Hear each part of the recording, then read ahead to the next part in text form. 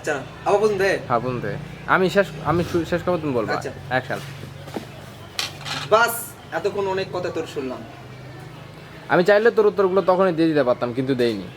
আমি চাইলে তখনই তোর উত্তরগুলো দিয়ে দিতাম, কিন্তু আমি দেইনি।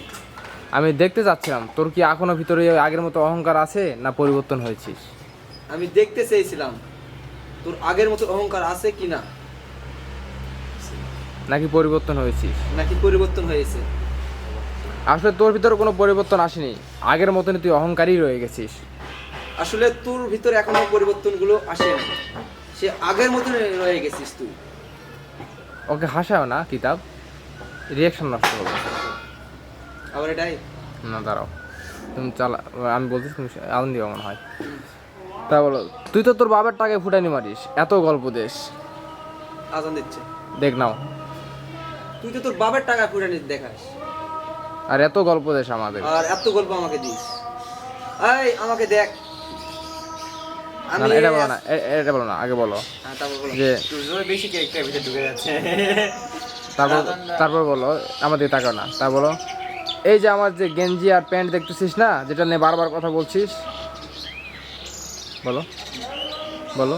এই গেঞ্জি আর প্যান্ট দেখতেছিস না, এটা নিয়ে বারবার কথা বলতেছিস। এই গেঞ্জি প্যান্ট দেখে কখনো কাউকে বিচার করিস না। এই গেঞ্জি আর প্যান্ট দেখে কখনো কাউকে বিশ্বাস করিস না। কার ভিতরে কি লুকিয়ে থাকে উপর থেকে দেখে বোঝা যায় না। কার ভিতর কি লুকে থাকে উপর থেকে কেউ বুঝতে পারে না। কি বানিয়ে বের করছে, টাকা দিবে নাকি? আমি ভাবলাম যে ডায়লগ, দাঁড়াও বসু, আমি ভাবলাম যে ডায়লগ শুনে খুশি হবেন, টাকা বার করে দিবা। হ্যালো, নাও। গাল ঘামে গেছে। হ্যাঁ দেখো, ও ডায়লগ শুনে ওর গা ঘামে গেছে। ডায়লগ শুনে আসলে আমার পাছা ঘামে গেছে। এক করা বেশি এক করলে মানে ওটা হাসি মুখে মানে রিয়াকশন নষ্ট হয়ে যাবে। নাও, রিঅ্যাকশন আমি তো এখনই দিচ্ছি না। হ্যাঁ রেডি।